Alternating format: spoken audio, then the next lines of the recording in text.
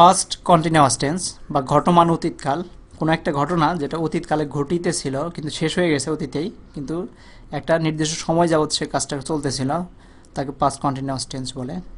তো সংজ্ঞায় আমরা লিখতে পারি অতীতকালে কোনো কাজ চলিতেছিল, শেষ হয় নাই, এইরূপ অর্থ বোঝাইলে পাস্ট কন্টিনিউয়াস টেন্স হয়। তো সেই কাজগুলোকে আমরা বাংলা বাক্য থেকে কীভাবে চিনব যে এগুলো পাস্ট কন্টিনিউয়াস টেন্স হবে, তার চিনার উপায় হচ্ছে বাংলা ক্রিয়া শেষে তেছিলাম, তেছিল, তেছিলে ইত্যাদি চিহ্ন থাকে, ইত্যাদি চিহ্ন থাকবে। যেমন আমি কাজটি করিতেছিলাম, আমি অতীতে কাজটা করিতেছিলাম, আমি কাজটি করিতেছিলাম, তেছিলাম লেখা আছে এখানে। তো তেছিলাম যে লেখাটা আছে এটার উপর ভিত্তি করে আমরা এটা ধরে নিতে পারতেছি এটা পাস্ট কন্টিনিউয়াস টেন্স হবে। তার মানে অতীতে একটা কাজ ঘটতেছিল এরকম যদি তুমি বুঝতে পারো যে ওয়ার্ডটা, তাহলে সেটা পাস্ট কন্টিনিউয়াস টেন্স হবে। তো পাস্ট কন্টিনিউয়াস টেন্স সে অনুবাদ করার নিয়ম বা বাক্য গঠন করার নিয়ম হচ্ছে প্রথমে সাবজেক্টের পরে সাহায্যকারী ক্রিয়া অক্সিলারি ভার্ব ওয়াজ, ওয়ার এর যে কোনোটি হবে এবং মূল ক্রিয়া প্রিন্সিপাল ভার্বের সাথে, মূল ক্রিয়া বা প্রিন্সিপাল ভার্বের সাথে আইএনজি যোগ করতে হবে। ওয়াজ, ওয়ার। তো সে থার্ড পারসন সিঙ্গুলার নাম্বার এর ক্ষেত্রে ওয়াজ হবে আর অন্য সবগুলো ক্ষেত্রে ওয়ার হবে। তো আমরা যদি এখন একটা এক্সাম্পল দেখি,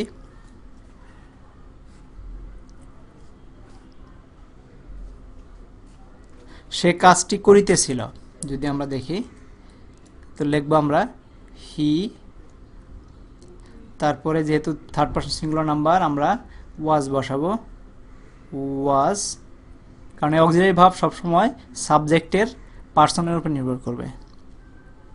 ওয়াজ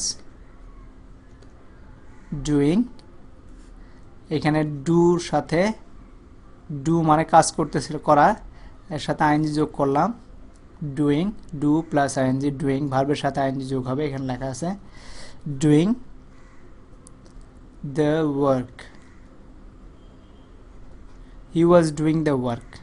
তো এখানে আমাদের সাবজেক্টের পরে অক্সিলারি ভার্ব ওয়াজ বসছে, আবার ভার্বের সাথে আইএনজি যোগ করা হয়েছে, তো he was doing the work। Next হচ্ছে বাক্যে প্রশ্নবোধক চিহ্ন থাকিলে অনুবাদ করার সময় ওয়াজ, ওয়ার শব্দটি সাবজেক্টের পূর্বে বসে। তার মানে হচ্ছে আমরা হি ওয়াজ ডুইং দ্য ওয়ার্ক মানে সে কাজটি করিতেছিল, যে প্রশ্নবোধক সে কাজটি করিতেছিল, তাহলে হচ্ছে ওয়াজটা আগে বসবে, তারপর হি বসবে। আমরা লিখে রাখি হি ওয়াজ ডুইং দ্য ওয়ার্ক, এটা হচ্ছিল আমাদের সাধারণ সেন্টেন্স, সে কাজটি করিয়াছিল। এখন এইটাকে আমার সামনে নিয়ে আসতে হবে, ওয়াজ হি ডুইং দ্য ওয়ার্ক, একটা কোশ্চেন মার্ক থাকবে। তো এইভাবে আমরা প্রশ্নবোধক চিহ্ন মানে প্রশ্নবোধক চিহ্ন সহ যেসব বাক্য থাকে সেগুলোকে আমরা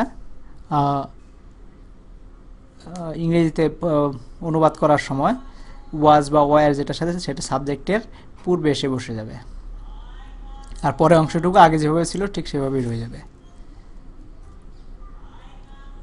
বাক্যটি না সূচক চিহ্ন থাকিলে অনুবাদ করার সময় কর্তার পরে ওয়াজ নট, ওয়ার নট হবে। সে কাজটি করিতেছিল না, যদি এরকম লিখতে যাই সে কাজটি করিতেছিল না, তাহলে he was not doing the work, তার মানে সে কাজটি করিতেছিল না। তো বাক্যে সাবজেক্টের পরে ওয়াজ নট বা ওয়ার নট হবে। যেমন দে যদি আমরা বলি তারা কাজটি করিতেছিল না, তাহলে দে ওয়াজ হবে না, ওয়ার হবে, were not doing the work. এখানে আমরা লিখতে পারি they were doing the work, তারা কাজটি করিতেছিল, বা তারা কি কাজটি করিতেছিল, তাহলে ওয়ার দে নট, এটা ওয়ারটা সামনে চলে আসবে। তো এইভাবে আমরা নাবোধক বাক্য গঠন করতে পারি। তো এই ছিল আমাদের আজকের video. Thank you very much.